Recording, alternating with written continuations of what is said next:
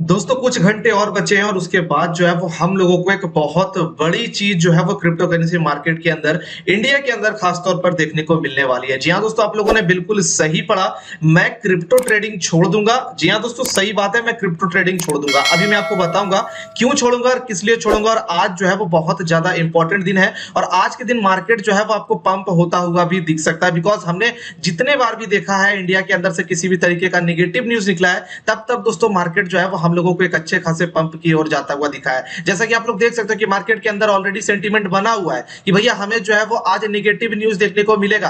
But फिर भी आप लोग देख सकते हो कि बिटकॉइन जो है वो $43,000 के मार्क को जो है टच कर दिया। इवन दोस्तों $43,500 तक ये जाके आ चुका है। अब क्या अपडेट है दोस्तों, तो चलिए मैं आपको क्लियर करूंगा। आज के डेट में आपको पता ही है जैसा कि फरवरी में जो है यहाँ पर क्रिप्टो टैक्स को लेकर हमारे एफएमजी यानी कि निर्मला सीतारमण जी ने जो है वो क्रिप्टो के ऊपर बातें की, उनके ऊपर टैक्स लगाने के बारे में बात हुई पार्लियामेंट के अंदर और उसे जो है वो आज के डेट में पास किया जाएगा।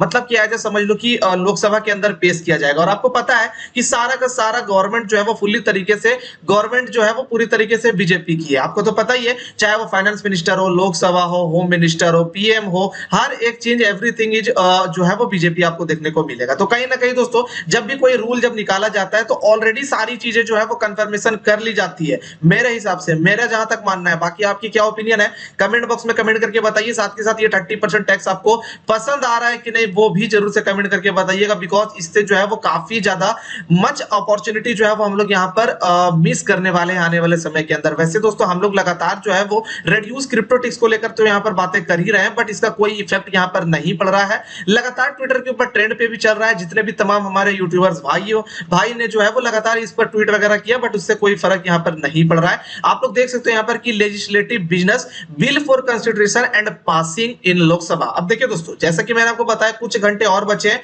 कुछ घंटे इसलिए और बचे क्योंकि जो हमारा डिटेल जो बन चुका है फरवरी के दिन में कि भैया हमें जो है वो क्रिप्टो के अंदर टैक्स लगाना है 30% का, उसके साथ साथ 1% टीडीएस का, और इवन उड़ते उड़ते बातें भी आ रही है कि हमें जो है 28% का जीएसटी भी पे करना होगा। बट किसे पे करना होगा, एक्सचेंज को या फिर हमें, ये आने वाले समय में पता चलेगा। डेफिनेटली एक्सचेंजेस को तो पे करना ही पड़ेगा, बट यहाँ पर लोगों को इसलिए पे करना होगा क्योंकि दोस्तों बताया ये जा रहा है कि कहीं ना कहीं लोग ट्रेडिंग कर रहे हैं, ट्रेड कर रहे हैं, खरीद बिक्री कर रहे हैं, जिसके कारण उसे जो है वो जीएसटी पे करना होगा। बाकी देखते हैं क्या किस तरीके से आने वाले समय में होता है। और जैसा कि आपने थंबनेल पे भी पढ़ा होगा भैया कि लॉस पर भी आपको जो है वो 30% टैक्स देना होगा। कैसे देना होगा तो चलिए मैं आपको अच्छे तरीके से डिटेल में बताता हूं। वीडियो को देखते रहिएगा, इसकी बिल्कुल भी मत करिएगा। ये जो पेपर आपके सामने खुला हुआ है, ये जो पीडीएफ खुला हुआ है, इससे पहले सबसे पहले देखिएगा Shrimati Nirmala Sitharaman to move that the bill to give effect to the financial proposals of the central government for the financial year 2022-23 be taken into consideration।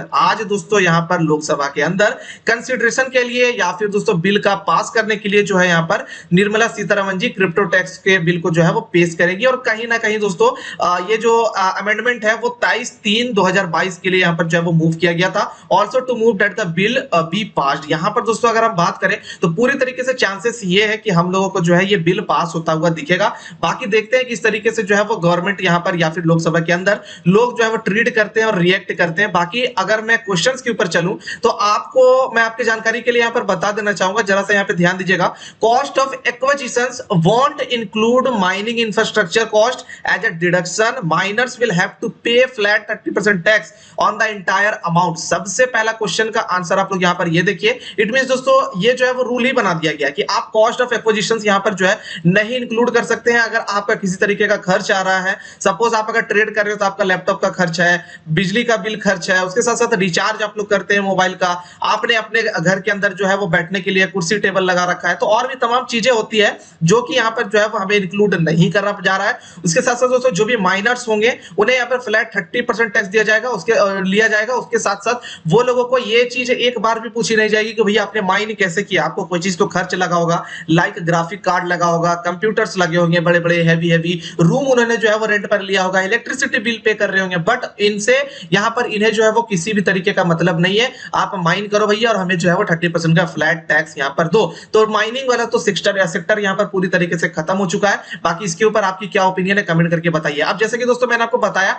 30% का लॉस, मतलब कि 30% का टैक्स आपको जो है लॉस पर भी देना होगा। कैसे देना होगा तो थोड़ा ध्यान से सुनिएगा और लॉजिक लगा के सोचिएगा। अगर आपने सपोज यहाँ पर क्या किया, इथेरियम कॉइन वजीरेक्स के अंदर 1000 रुपए का बाय कर लिया, चलिए आपने 1000 रुपए का बाय कर लिया, ठीक है। अब अनफॉर्चुनेटली हुआ क्या कि इथेरियम कॉइन डाउन चला गया 30%, 40% डाउन चला गया और आप जो है वो डर गए कि भैया आप मुझे जो है 60-70 रुपए हो चुका है हमारा 100 का पोर्टफोलियो, हमें जल्दी से निकालना होगा। तो चलिए आपने निकाल लिया, आपको वहां पे टैक्स नहीं देना पड़ा, ठीक है, क्योंकि आपने 100 लगाया था, 60-70 आपने बाहर किया, सबको 70 आपने बाहर किया और आपको जो है वो टैक्स नहीं देना पड़ेगा। बट आप 70 बाहर निकालोगे, क्यों निकालोगे? आप तो लॉस को रिकवर करोगे ना जी, तो आप जाकर के किसी और कॉइन को देखोगे, क्योंकि दूसरा कॉइन में भी हो सकता है पंप पे होगा या फिर वो पंप कर रहा होगा, तो आप जाके बिटकॉइन बाय कर लोगे, ठीक है। अब कितना का बाय किया आपने? तो 70 रुपए का बाय किया। अब दोबारा से आपका वो 70 रुपए 100 रुपए हो गया, ठीक है, ध्यान से सुनिएगा, 70 रुपए आपका 100 रुपए हो गया और आप जो है वो थोड़ा बहुत कमजोर दिल के हैं और आपने सोचा कि भैया अब मेरा पैसा जो है मुझे वापस मिल चुका है,